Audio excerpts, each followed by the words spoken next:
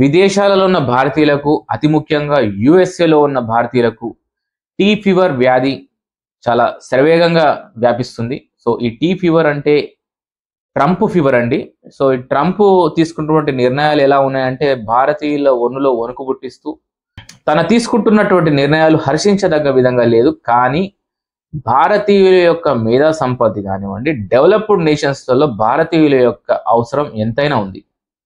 అది మనం గుర్తుంచుకోవాలి. సో ముఖ్యంగా ఏంటంటే మనం ఇలాంటి వాటికి మనము బెదరొద్దు, అదరొద్దు.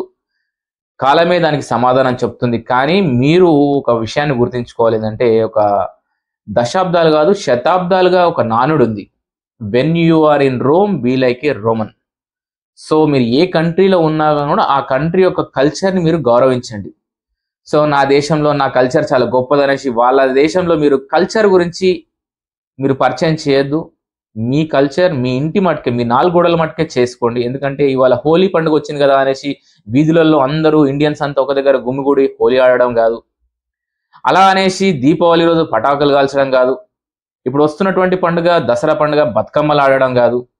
సో మీరు మీ యొక్క ఇండ్లలో, మీరు మీ యొక్క కమ్యూనిటీలో మట్టుకే మీ యొక్క ఫెస్టివల్స్ని పరిమితం చేసుకోవడం అంతే తప్ప అక్కడ కల్చర్ని డిస్టర్బ్ చేసే విధంగా మీ యొక్క కల్చరల్ యాక్టివిటీస్ ఉండొద్దు.